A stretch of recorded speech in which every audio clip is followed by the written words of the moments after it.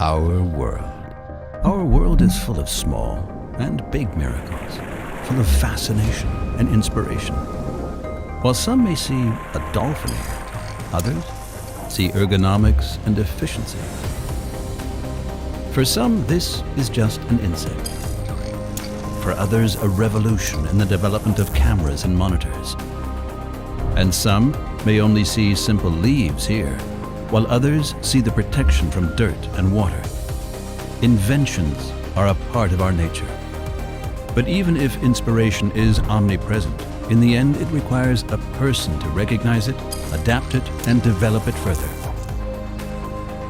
But what would our world be if no one were interested in inventions anymore? Because research and development simply no longer pay off. An invention goes through many process steps until it is ready for series production. A problem has to be identified and a solution found. Research and testing are required. Product samples and prototypes have to be made. That costs time and money, sometimes even a lot of time and money. It would be all the more tragic if people then came along and took the idea away to use it for themselves, where all the energy, all the effort, and all the preliminary work then become more or less worthless in an instant. And what would it ultimately mean for society if inventions no longer paid off? Society would stand still, and things would not progress. That underlines how important it is to secure the development of ideas, because that is the only way to create something new. And that is exactly what German innovation protection ensures. Something that for us in Germany as a leading export nation is of particular importance. It provides security for the developers, for us, and for our future.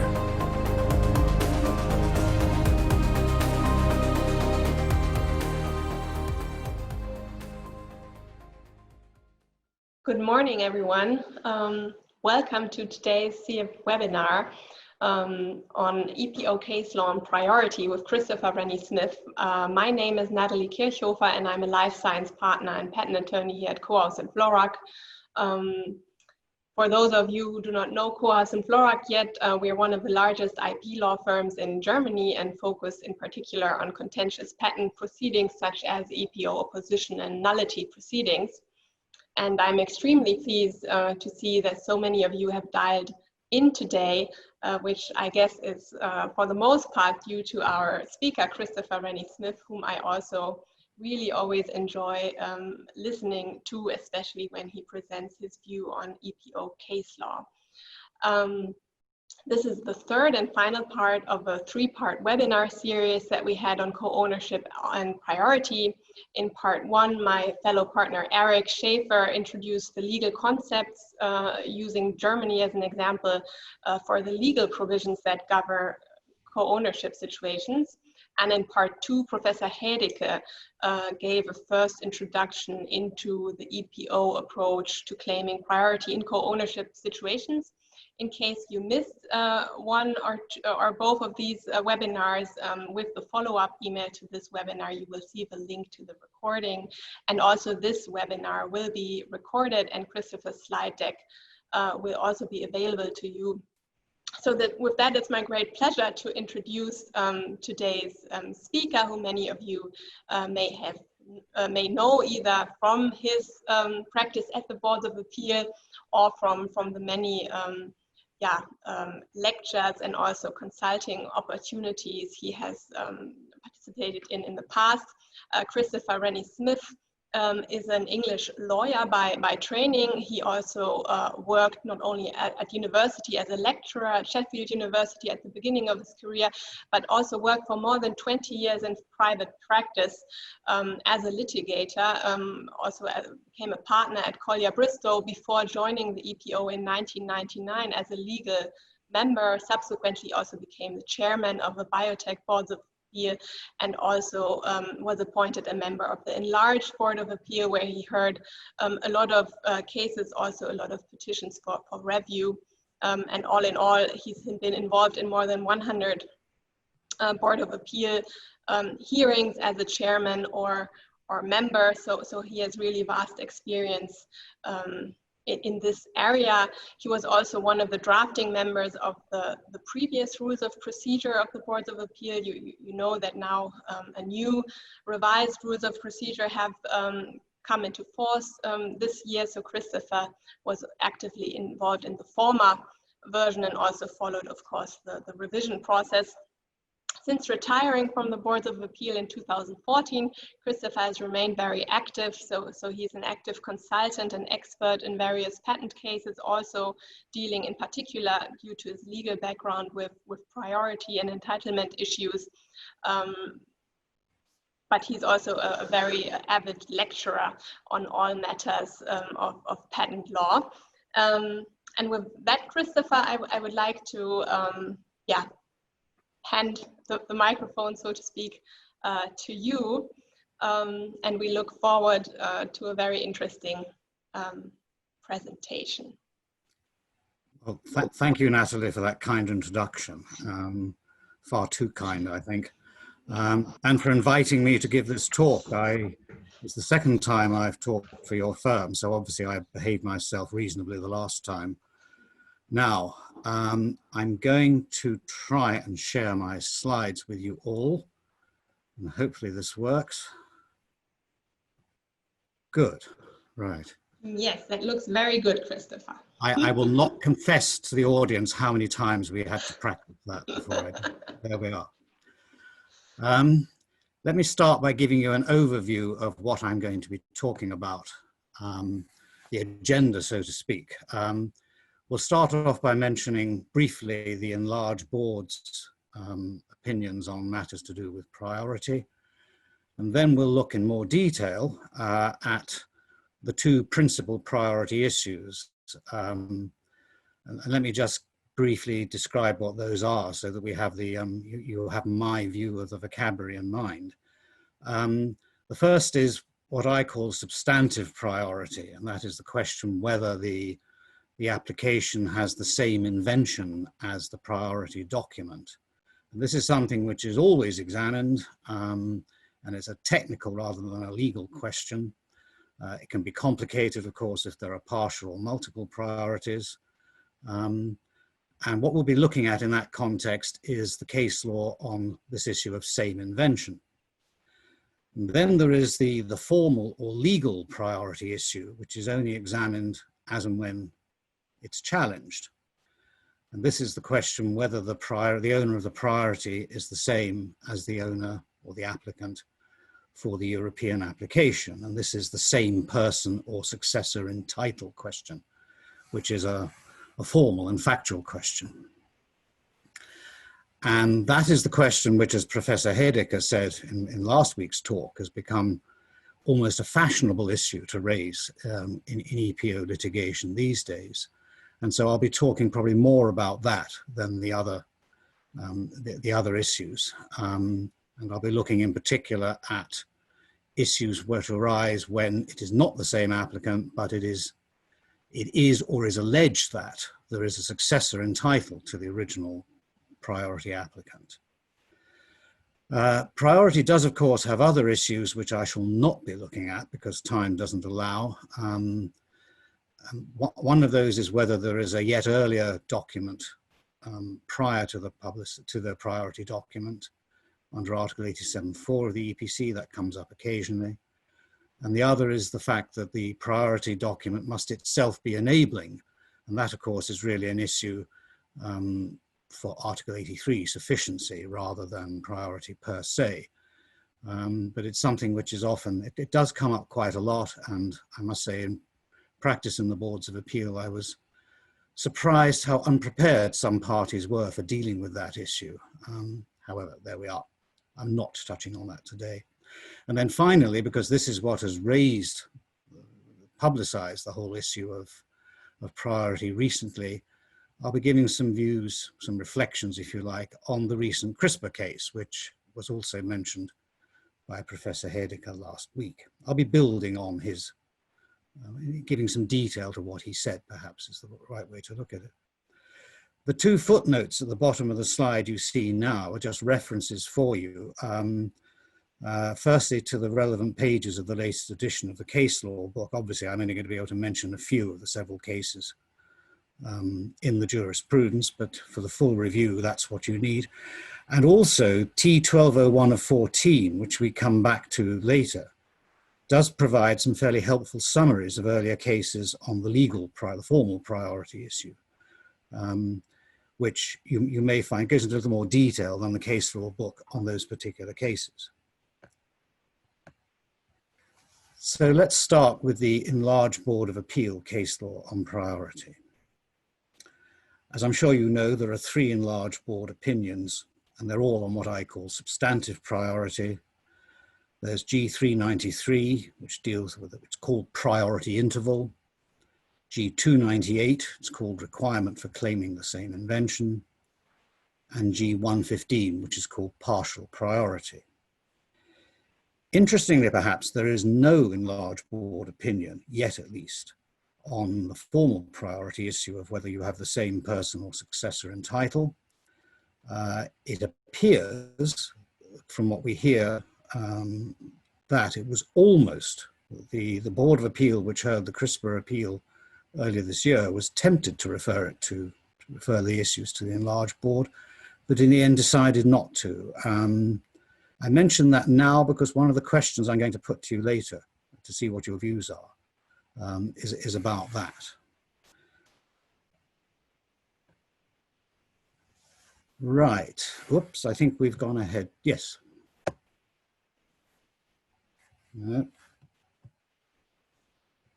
Apologies. I knew I would have a technical glitch sooner or later. Right. The first Enlarged Board case, 393, I've given you the text of the answer, the Enlarged Board's answer to the question that was put to it. Basically, the Enlarged Board simply said that if there is a document, which was called an intervening document, is published during the 12-month priority interval, if the priority is not validly claimed, that document constitutes prior art against the European application. And as if that wasn't clear enough to cover everything, there was a second limb to the Enlarged Board's answer, which is that if the priority is invalid because of lack of same invention, anticipating its own later decision, then that is also, the intervening document is also prior art against the European application. It seems perhaps, in my opinion, it seems a very obvious answer to a very simple question. And in my view, it has little impact on priority issues per se these days. Oops. I'm now going to deal with the latest of the 3 Enlarged Board decisions because I want to keep the same invention decision for a moment because I want to talk more about the case law on that. G115 is called partial priority. The Enlarged Board said entitlement to partial priority may not be refused for a, I'm afraid Natalie is covering in my copy for a claim encompassing alternative subject matter by virtue of one or more generic expressions, provided that the alternative subject matter has been disclosed for the first time directly or at least implicitly and unambiguously in the priority document. And that, of course, disclosure directly or at least implicitly and unambiguously is the language of novelty and added matter, to which we'll come in a moment. I think what G115 tells us in summary is that partial and multiple priorities are assessed in the same way as other, more simple claims to priority. The Kohaus and Florak's original announcement of this webinar series referred to G115 as a game-changing decision. Now, of course, I would never be so impolite as to disagree with our hosts. But in my view, oh, I've got to laugh at last anyway.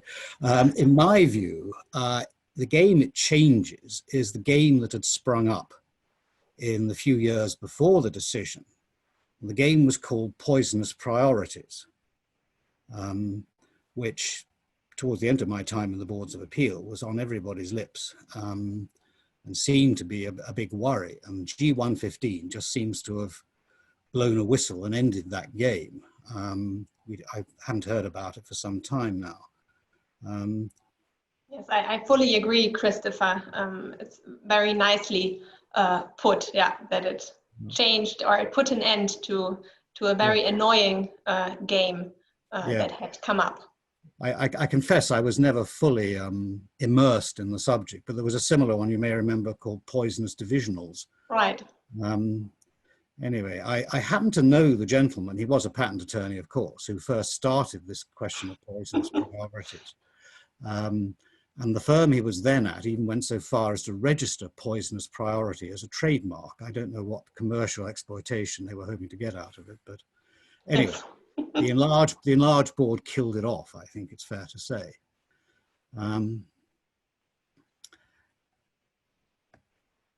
Then let's come to the middle of the three enlarged board cases, which is the requirement for claiming the same invention. And here the enlarged board was asked, in effect, whether priority requires absolutely identical features between the priority document and the European application which claims the priority, or whether you can allow some non-essential features which can be ignored. The case law before G298 had virtually always said you must have identity of features. And the case law since, of course, because the enlarged board said you must have the same invention means you must have the same features. But the reason we had this referral was that a line of case law sprang up. I believe the case which started it was T73 of 88. Anyway, the case is called snack food. And in that case, in snack food, the Board of Appeal had said that you could have some features which, or a feature, which is not in the priority document, if it is not essential, then you could still keep your priority. The fact in that case, or the facts, the relevant facts, snack food, as you can probably gather from the name, was in effect a recipe. It was for a dietary beneficial form of nibbles or snack foods, crispy food. And the priority disclosure said that you needed as part of that an oil or fat content. That was in the priority. In the actual application, the European application, the claim recited a requirement of 5% oil or fat. And the argument from the patentee was that this was not essential. The purpose of oil or fat was to give the product what was called a fried flavor. And you can imagine it's like eating a potato crisp or chip, which you would get the crispness from cooking with oil or fat. And the board in that case said, well, what the patentee has done, he's actually narrowed the scope of his protection, because by putting in the 5% requirement, he's given himself a less broad claim than his priority case. And is it fair to deny him a patent just because he's chosen to limit himself as against his own priority? Well, the enlarged board wouldn't have any of that. The enlarged board said same means identical, and you can't go beyond you can't change from your priority disclosure in that way. So what the enlarged board effectively did was to give us a novelty test, or perhaps more accurately, the same test as we have for added matter, what's now called the gold standard. Can it be derived directly and unambiguously using any common general knowledge from, in this case, the previous priority application as a whole? Now bear that in mind, because in a couple of minutes I'm going to ask you a question about that through the polling device. Just a couple of examples of same invention case law. I was quite surprised actually when preparing this talk to find that the case law book doesn't have many cases on same invention, but I picked a couple which I hope are fairly easy to understand, regardless of what your particular background may be. T289 of 2000, in this case, the claim 1 had a feature of a channel enclosed on all sides. One imagines something, I guess, of a box shape. And the priority application referred to the channel as fill with air, which of course, even if it's enclosed on all sides, it would be, but of course, being filled with air doesn't necessarily mean it is enclosed on all sides. But the board said in that case that together with other information provided in the priority application as a whole, an enlarged board had said the application as a whole, the skilled person would conclude that the channel would be enclosed on all sides, and so the priority was valid. And just an example going the other way, where the priority was not valid, 521 of 2010, to be enabling, the claim 1 had to rely on the content of some patent applications which were incorporated by reference in the European application. Well, one of the applications that was incorporated by reference, which was document D9, was not mentioned at all in the priority document and couldn't be mentioned in the priority document because it post-dated the priority document. And so to the extent the claim was based on that disclosure, the priority was invalid. And of course, the document itself, D9, was prior art. It's almost an example, not just of same invention, but also of the intervening document decision. Now, that's all I'm going to say on same invention, except that at this point, I think Natalie is going to ask us a question. Yes, so, or Christopher asked the question, right? So how would you have decided G2 of 98? And Christopher provided two possible answers here. So please participate in the poll to see what your opinion as an audience is, and we will share the results anonymously in a couple of seconds.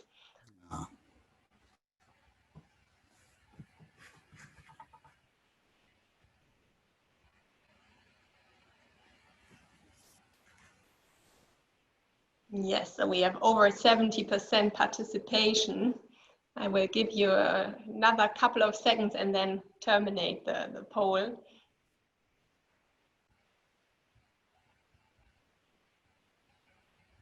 Okay. So here's the result, Christopher.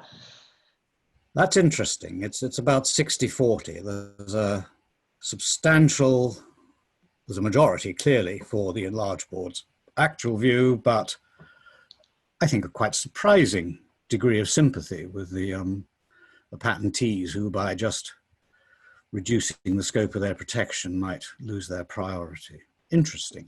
Maybe due to the large number of German participants in the audience. As you may know, the German approach to same invention and priority is a bit more lenient than the EPOs. Well, that's interesting. Yes, you mentioned that in an email exchange we had, but I've also, right. I think I'm right in saying that the snack food decision, 2 of the 3 members were British. So, you know, there was some English legal thinking in there as well. But anyway, yeah, it's interesting. And I can see why one could have some sympathy for the view that by narrowing your scope, you shouldn't lose your priority. Anyway, that's not the law at the moment. Right, now let's turn to the hotter topic of same applicant.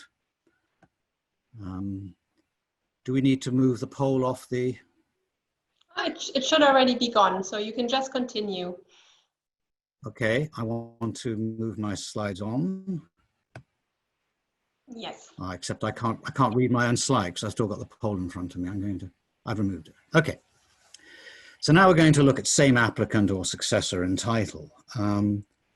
Now, to some extent, I'm now summarizing what Professor Hedeker said last week, that where you have exactly the same applicant, where X Limited or X GmbH is the applicant for a European application, was also the applicant for the previous priority case, then it's absolutely straightforward and there's no problem at all.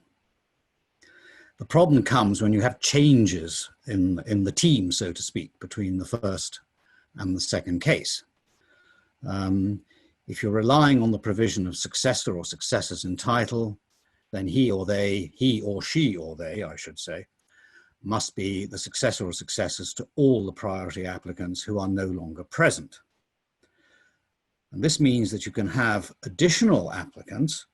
If you keep all the priority applicants, you can have some additional applicants when you come to the European application. That's not a problem.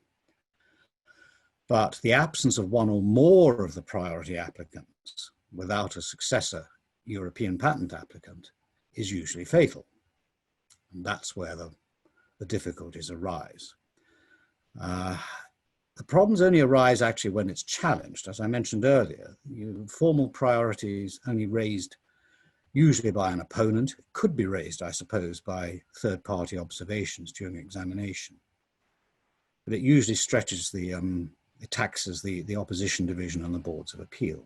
And if challenged, the succession must be shown by a transfer of title to the priority right. And the question then is, of course, what is a transfer of title?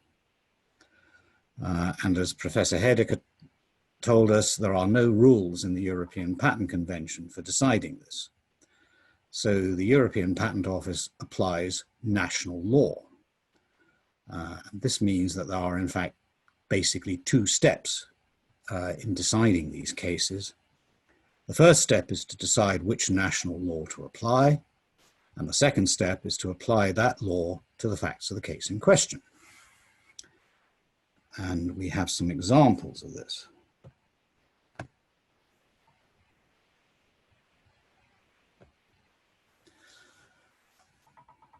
Well, in some cases, there's very little doubt that it's the law of the state where the priority application was filed, because that's the law of that state and that's the law of the applicants in question. I've given you several examples there. We'll come back to one or two of them as to their facts in a few minutes. And as relatively recent decision T205 of 14 commented, those cases, all of which it referred to, did not really address the issue of the choice of applicable national law, because there was only one candidate national law. Seems to have been straightforward in view of the circumstances of the respective cases.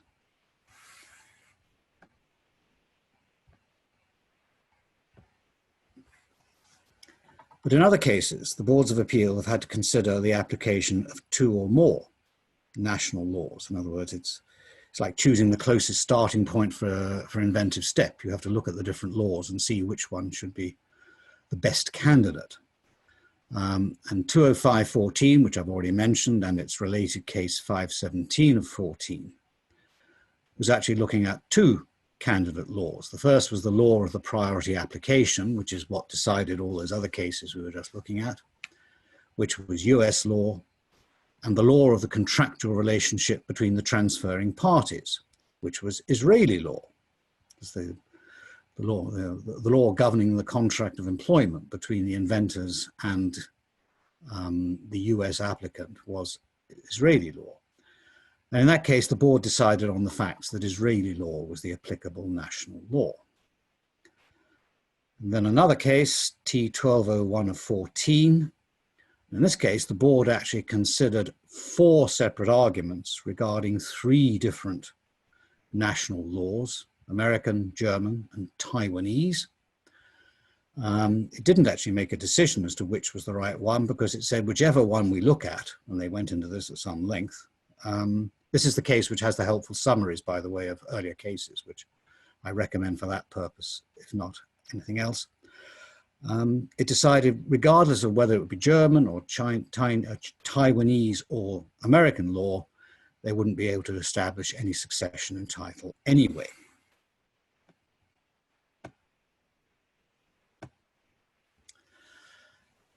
So then the question is, how do you provide evidence of national law? Well, the boards of appeal follow the general practice of courts around the world, which is to say that evidence of a law which is not the law of the tribunal you're in has to be produced just like evidence of any other fact.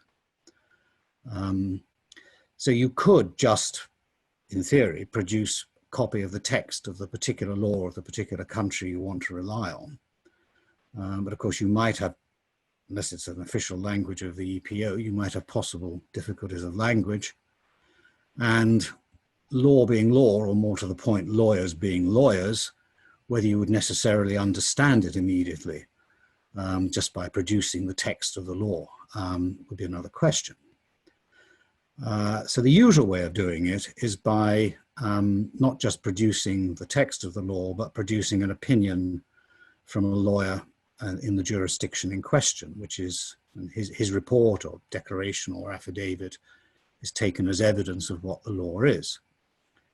And that was stated in T 1103 of 2015, that the ideal form of evidence is a written opinion of a lawyer from the jurisdiction in question with appropriate expertise, not just any lawyer, but a lawyer who knows about the issues involved in transferring title to priority. And that was following T 74 of 2000, which I confess I mention only because everyone has to refer to one of their own decisions if they're giving a talk, and that's the only one of mine in all this. It's not even about priority, it's about transfer of the right to an opposition, which is a very similar issue actually, because it depends entirely on national law. So you would typically have an opinion which describes or attaches the relevant provisions of the national law and explains their significance for the facts of the case. And a couple of examples of that in practice, in priority cases, J19 of 87, one of the very earliest priority cases, was decided on the basis of a written opinion of an English patent lawyer who had said that the applicant had what's called an equitable title to the priority. We'll come back to that in a moment.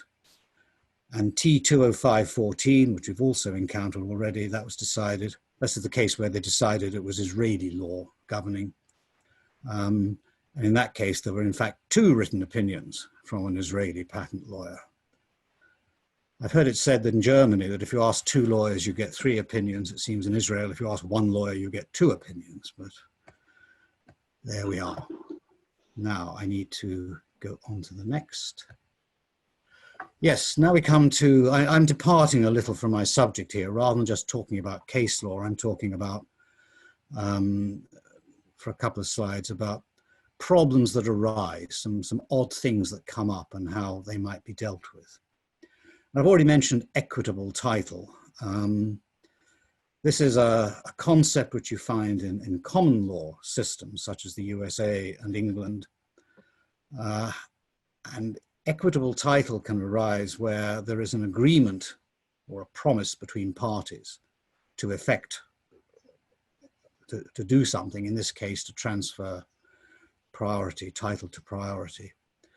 And if that agreement is binding and the circumstances envisaged by the agreement materialize, then equity in England or America might be used to enforce that, even though there is no actual document which says in so many words, I transfer the title. Now, if you're going to rely on that, and sometimes, obviously, I mean, these problems quite often, nearly always actually arise from American cases, don't they? Because in America you have, or had, inventors as applicants for the original case, and that's why you have the transfer issues arise. But it's important to ensure that the legal opinion which you file from the local lawyer explains all this quite clearly, because it is not something which even every legally qualified member of the Boards of Appeal will have encountered in his legal training for obvious reasons. And an example, the first example of this is J19 of 87, which we've already mentioned a couple of times, where an English applicant who thought he'd actually lost his priority application, in effect was tapped on the shoulder by the Boards of Appeal in the form of a communication and said, well, are you sure? You might just like to see if you've got an equitable title. And he raced off to a patent barrister and came back with an opinion which said, yes, I'm entitled to this. I think he was very lucky in that there was an English lawyer member of the Board of Appeal in that case, but there we are. The next example, which I confess I know very little about, is a provision of Netherlands law, Dutch law, called economic ownership, and this came up in 577 of 2011. where it was argued that this economic ownership had the same effect as equitable title in J19 of 87. As I understand it, and my understanding of, maybe there's somebody who understands Dutch law who's listening and can tell us all about this afterwards. But as I understand it, it's some sort of temporary control of property rather than an outright disposition of ownership. Anyway, the argument in this case was if the patentee in J1987 could have his priority with an equitable title, then I should have my priority with my Netherlands economic ownership. And the board said, well, J1987 was correctly decided, but we can't apply it to this case. We accept that you have some sort of retroactive control over the property, over the priority, but you haven't transferred the legal title.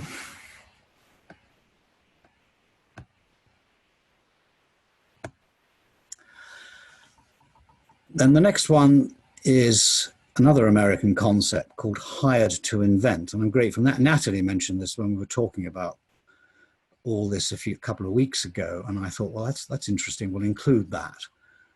In my view, it is a form of equitable title because it's really a question of construing and deciding what an employment agreement means as regards inventions.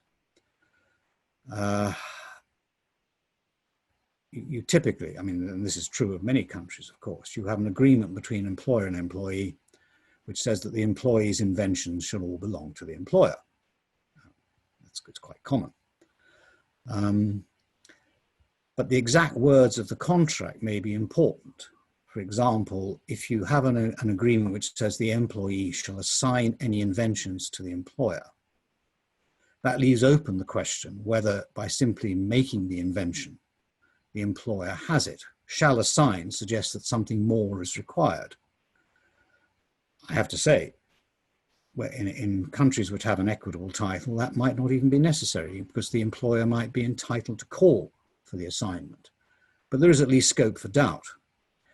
Whereas if you had words such as employee's invention shall be the exclusive property of the employer, that suggests that at the moment of invention, the employer has a title.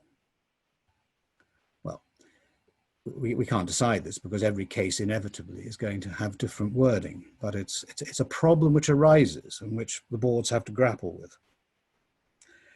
And then the last one of these curious provisions, another American concept, is that the nunc pro tunc assignment. This is where you have a transfer of title made at a later date but gives effect at an earlier date. And of course, timing is everything when it comes to priority. One has this rule in Article 87 that it has to be within, you have to have the applicant or successor in title must apply within 12 months of the priority application.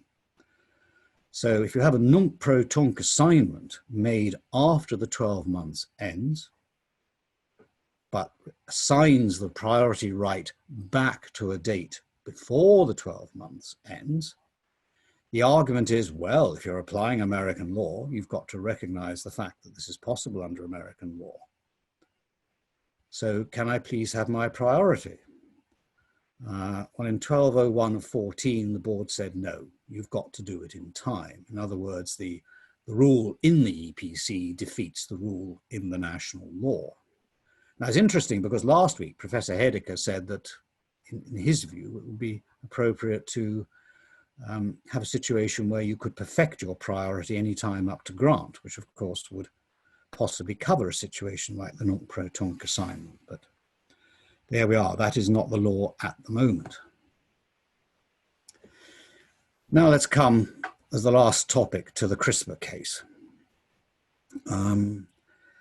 It's a very highly publicized example of what was in fact a failed formal priority case. I expect most of you are familiar with the situation. The proprietors of the patent who applied for the European case were three institutions: the Broad Institute, Massachusetts Institute of Technology, and Harvard University. But the European application claimed priority from no less than 12 US provisionals. And each of those 12 had a cluster of inventors who, of course, in America were also the initial applicants for the provisionals. Wasn't the same in every case, so it varied enormously, but the same figures cropped up in quite a few, and some of them in all. Most of the inventors transferred their rights to the three institutions, the Broad, MIT, and Harvard. But one inventor, who was named as an inventor on 4 of the US provisionals, a gentleman called Marafini, assigned his rights to his employer, which was Rockefeller University. Not very surprisingly, you may think. But as a result, there was one of the original priority applicants who was not present on the European application. And those 4 priority claims were held invalid by the opposition division, and that decision was upheld recently, earlier this year, by the Board of Appeal at oral proceedings held in January.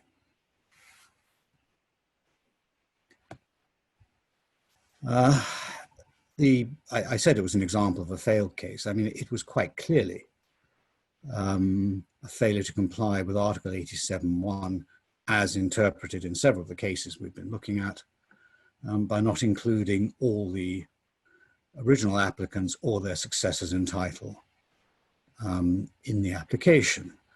I was actually prompted in preparing this talk to look back and see what happened. And in fact, it seems there was a dispute which started at least in 2016, that's the earliest report I could see of it, between the actual applicants, who were all based in Massachusetts, and Rockefeller in New York, which was settled sometime after the European application was filed. But it must mean that the Broad and others went ahead knowing full well that they didn't have all the named inventors of the US provisionals on their European application. So it seems to have been an accident waiting to happen.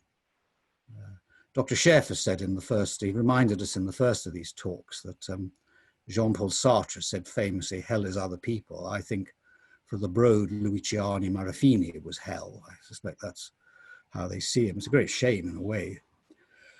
They made extensive attempts to rescue the situation.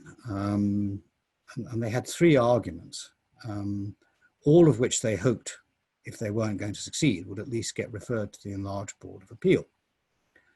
The first argument was that entitlement priority was never intended to be decided by the EPO, but by national courts. And they pointed to the fact that entitlement to a patent itself, under Article 60 of the EPC, is something which is decided by national courts. You may all have experienced situations where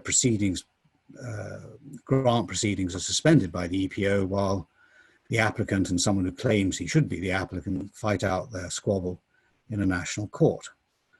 The trouble for the Broad in that was that, of course, for some 20, 30 years, the EPO had proceeded to deal with this. And so they lived with a distinction between priority and entitlement to priority and entitlement to patents. Then secondly, they said, well, if that's not the case, then at least we should redefine any person in Article 87(1). Any person should mean any one person. And if that's the case, then if you're requiring everybody named in the original priority application to be an applicant or have a successor in title on the subsequent European application, that's placing a huge burden on European applicants. Which, well, that gives rise to some interesting ideas, because if everybody who's named on an earlier application, if only one of them has to be an applicant for the later one, then what's the position with all the others? If you have 6 joint applicants for the priority and only one's named on the European, can the other 5 go off and file their own applications? Who knows? And then their third argument was any person who is duly filed in Article 87 should be interpreted using the national law of the priority application, which here was American law. And none of these arguments succeeded. And as I mentioned earlier, although apparently tempted at one point to make a referral to the Enlarged Board, the Board of Appeal in the end decided not to. They actually announced one day, as I understand it, I wasn't present of course, one day at the all proceedings that there would be a referral, and then the next day said, no, no, no, we think we can do all that ourselves. Which brings me to the second polling question, which is what you would have done in this situation. Natalie, are we going to? Yes, you should see it now, the questions, yeah. Should the arguments of the CRISPR case have been referred to the Enlarged Board?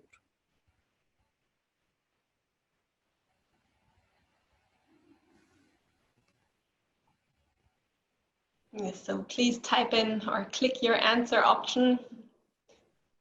Already over 50% participation. I will stop the poll again if we hit 75%.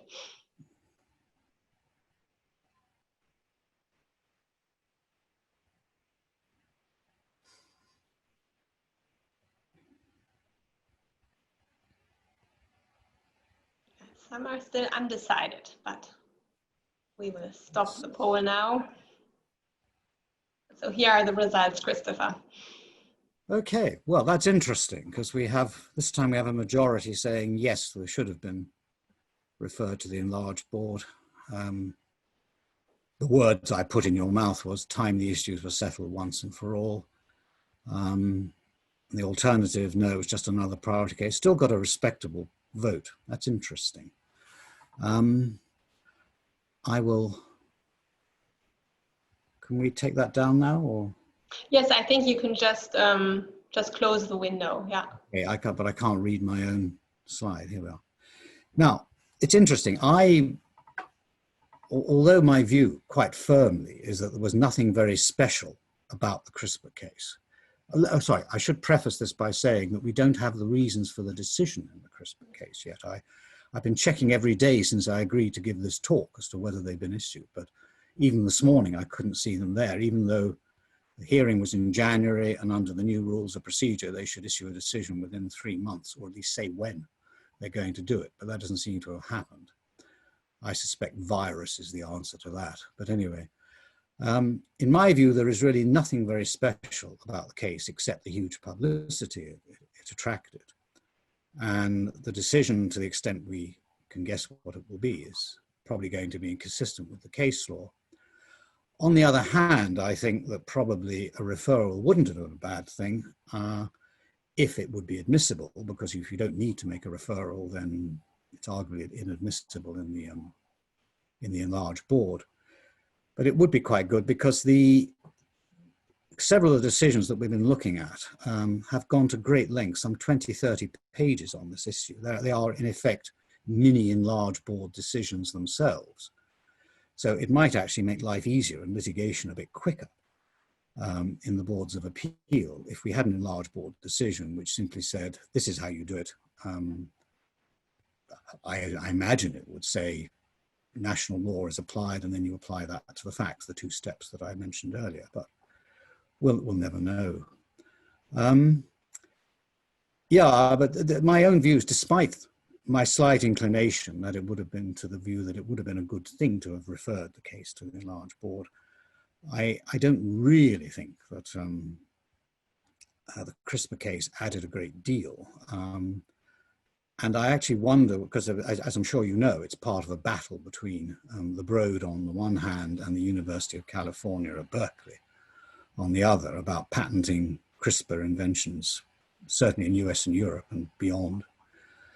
A purely gratuitous comment of mine to finish on, I wonder whether it was wise for the Broad to conduct such a high-profile defense, because they threw everything into it. They had several firms of lawyers and patent attorneys involved. They had vast stacks of declarations and reports from various notables, famous lawyers, professors, retired judges, retired members of the boards of appeal, not me. And so they really publicized their own downfall, which, as I say, it seems to have been totally predictable in the first case. I think Shakespeare probably got it right when he called one of his plays Much Ado About Nothing.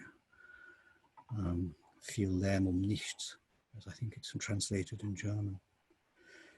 That is where I propose to end, but as I indicated earlier, or as Natalie indicated, I'll be very happy to discuss any of this with you or to answer any questions. Thank you very much. Thank you, Christopher. Are there any questions from the audience? I see one question here.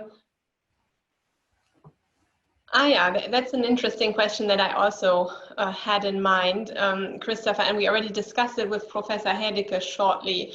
It concerns the situation if you have different applicants on a PCT applications for the US and Europe. So the question reads, if a first application names party A as applicant and a subsequent PCT application claiming the priority of the first application names party A as sole applicant for the US only and party B as sole applicant for the EPO, does there need to be a formal transfer of priority rights from A to B in order to retain entitlement to priority?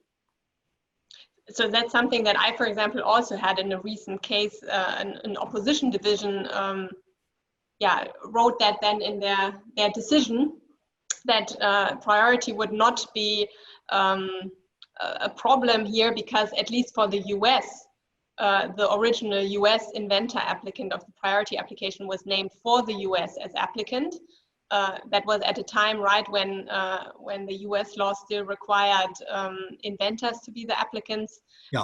And so somehow the group of applicants on the PCT, if you consider it as such, also included the original US applicant. What's your view on that? It's somehow a question whether applicant position on a PCT is divisible, right, into the different countries already at the filing point. Yeah, well, the usual view is the one that you've indicated, which is that everybody named on the PCT application form is a joint applicant for that. And that, to some extent, tallies with the European view that if you... Am I still online? Yes, you're still online. I just made your video a bit bigger. I'm sure the audience don't want that, but anyway. That it is. I mean, I'm not aware. I mean, somebody last week mentioned a decision on this, which I must have misnoted because I couldn't find it when I looked it up. But the general view seems to be that it's the additional applicant view, which is that's fine. If you have all, as I said, if you have all the priority applicants plus further applicants, then that's okay. It sounds actually, Natalie, as if you're going to generate the case which will decide this for us. Yes, and we have another question here where one participant asks whether there's any guideline or rule of thumb as to which national law applies, or whether it is only a matter of curious national law. I mean, maybe you could just summarize kind of the rule of thumb, what your feeling is there, what governs the relevant national law that applies. Yes, maybe I should have made this, gone into this a little more, that we were talking about cases, not about principles, I suppose.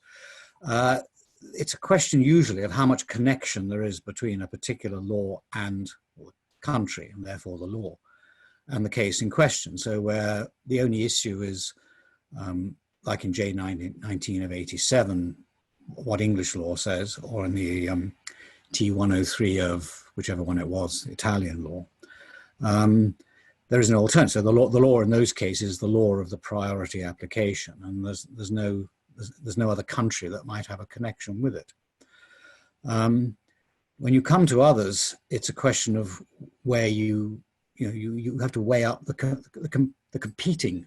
The rule of thumb, I suppose, as I said, it's a bit like closest prior art. You look at the various candidates and decide which one is the closest. And a good example is the one where they decided that there was more connection with Israeli law, because that was the law of the contract, rather than the law of the priority state, which was the US. No, there is no, at best it's a rule of thumb. There is no final view on that. That might, I suppose, be one advantage of having the enlarged board. Yeah. something on this. No, thank you for that. And a further question here from Karin, which is also a question that I would have posed to you as well, is that, you know, in the CRISPR case, curiously, the Broad Institute, you know, didn't present the case as if it had actually, you know, left out Marafini in error, because that would have also been a possible defense, right, to request, for example, a retroactive correction of the PCT request form. So just saying that, you know, they forgot to mention him, but they said that for this PCT application, they deliberately left him off because the claims of the PCT application contained or were directed to subject matter for which Marafini was not an inventor. And if you follow up the broad PCT applications, they actually filed 12 PCT applications claiming the priority, and there is a family member which lists Marafini as a co-applicant.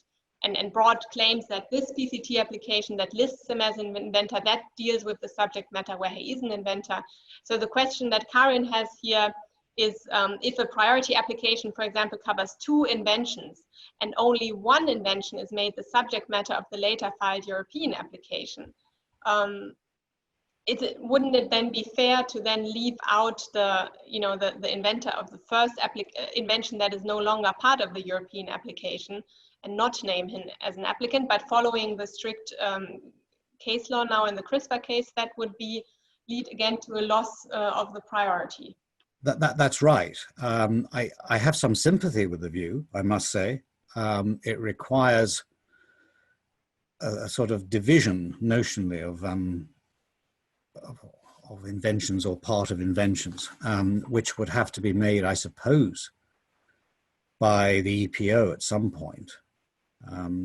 If you could have a correction, I've seen cases where American applications have been corrected to add an inventor because, as the course of US proceedings goes, they find that really they haven't disclosed, they haven't named all the relevant inventors. I've seen an inventor added, and then also added via the PCT process to the European.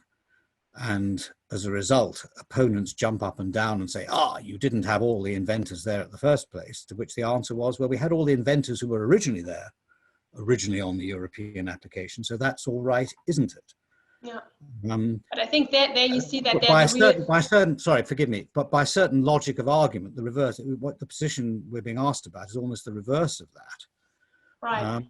And I can, as I say, I have some sympathy with it, but the EPO has, despite its readiness to look at national law, has always insisted at the end of the day, you actually have to have all the original applicants plus all their successors in title.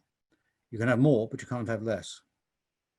Yeah, and then that sometimes conflicts then with the national law. Yeah. So I can tell you from studying for the US patent bar that in the US also the reverse is a requirement. So if you change the claims in a US priority application to subject matter, where one of the inventors is no longer an inventor, then you actually also have to change the inventorship and remove that inventor. Yes. So also this inventorship is not static, and the EPO connects it to the very first filing date due to formal reasons. Yeah. Yes, it is very formalistic. There is no doubt about that. Yeah. Then we have a final question before I think we can open it up to the more general discussion part. And the question here is, doesn't the strict approach now applied require that any later transfer of the later application and patent essentially requires the transfer of the priority application, the right to claim priority, in order to not automatically invalidate the patent in case of lack of substantial priority? The question to retroactive, whether transfer of the patent later on would also always require the transfer of the priority claim. I think firstly, it's probably the question if that works at all. So kind of this nunc pro tunc rule. But I guess you would agree that transferring the application later on is possible, right? I mean, it's the point in time where the later application is filed. Yes, as long as that's when it matters. If having filed it and successfully claimed your priority, you can then transfer again. But now you're talking about transfer of the application or granted patent, not transfer of the right to the right to claim priority. That's the difference. These are priority and applications stroke patents are two distinct things. The Broad's first argument tried to equate the two and take them out of the EPO orbit. There we are. Yeah. Have I answered that question? Sorry, it was a long question. I'm not sure I fully understood it, but it was about subsequent transfers of the patent. Right. Is that right? Yeah. Yeah. I think that answered it. Yeah. Good. And with that, Christopher, I would like to thank you for your presentation and end the more formal webinar part. But I really repeat my invitation from the beginning that anybody who wants to join us now for face-to-face or at least audio discussion, please just raise your hand right now via the raise your hand function. Ah, yeah, there. Good morning, Professor Hedeke. Hello.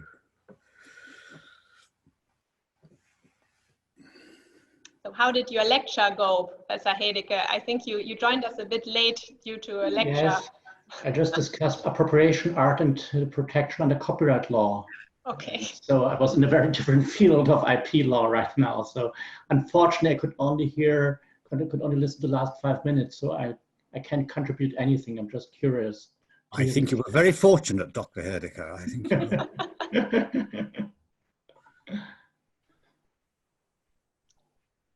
Yeah, but are there any questions from the panelists? Karen, do you have a question? Yeah, maybe I just as a follow-up on my earlier questions. It's really, if you have a priority application, really coming back to the situation that covers two inventions, you just follow up one of them, really this CRISPR-Cas situation. And really out of this PCT, you want also to get the US non-provisional application. I think then you are really obliged only to nominate the inventors that contributed to the invention that is the subject matter of this PCT application. But now to retain the right of priority for the EPO, I have the choice to either violate US law or to violate EP priority law. Any suggestion how to address this? Just to change applicants? Yeah, for me, it's an inescapable trap a little bit.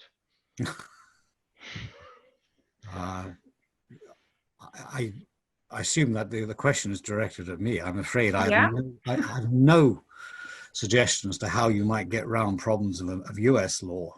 I mean, I guess maybe a solution is that it's still possible also post-AIA nowadays to enter different applicants in a PCT application for the US, right? So that might be a way around it, right? To name specifically for the US the more restricted set of applicants and to name for all other countries and in particular for Europe the formally identical match of applicants.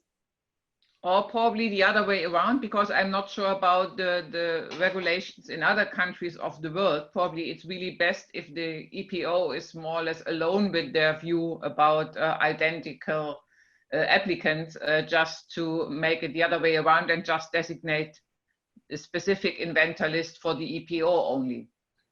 Yeah, and another thing you should keep in mind that, of course, now post America Invents Act's reform, right? It's no longer required to file the US application in the name of the inventors. So that's, I think, the number one advice for US companies to get the assignments in place before filing the priority application and file already the priority application in the name of the company applicant, right? Because all these rules to priority, not to confuse people here, always relate to the applicant. So the inventorship doesn't matter. It just gets confused with it because these priority applications have the inventors as the applicants.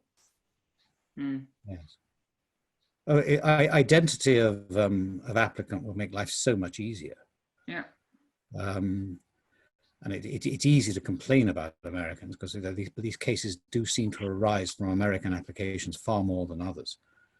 And if they can do what you've just said, Natalie, that would make life a lot easier for them. Yeah. And so I attended the CRISPR hearing as an observer, and I also remember that there were so good arguments from both sides. It was so I really sympathize with the board doing this swing in their opinion, because I also swang back and forth all the time, because there are really good arguments for both positions. And another interesting thing, what the Broad Institute pointed out at the hearing, is that there are two other pending cases also in the appeal stage where very similar issues are at stake. So that's something that would interest me. Christopher, do you think, in what way does this CRISPR case influence other boards of appeal? So I mean, this board did not refer the question, but they were tempted to. Do you think that's the end of the story, or how likely is it that a different board will refer the question to the enlarged? Well, if it's the same board, even with a slightly different membership, I'd be very surprised if they would refer. And if it is the same board, I think the chances that they have the same or substantially the same members is quite high. If it's other boards, well, maybe. But well, we don't have the reasons for this decision, and that's the key thing, isn't it? I mean, if we could see why if they simply say that all the earlier cases they are right and they're following that, how they actually dispose of the broad arguments will be interesting. But subject to that, I'd be very surprised if they would refer it to the enlarged board. Now, I think the opportunity, the main opportunity was in January. And as I say, although I have a fairly dismissive view of the case as regards its jurisprudence value, I think it would have been a good thing, helpful to have had a referral, if it was admissible, just to get it settled once and for all, to make life easier for applicants in future. Yes. Any further questions? Mr. Mistrom, do you have a question? Welcome to the discussion. If, by the way, if anybody else wants to join, please just raise your hand, and I can also promote you to the audio and video I have a functions. question. I have a question. It's about the Paris Convention is in French. So when you read the Paris Convention, toute personne, when you make that in plural, means toutes les personnes.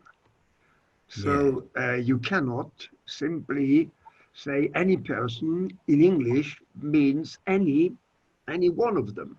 Yeah. Anything about that from Christopher? Well, I agree that that is an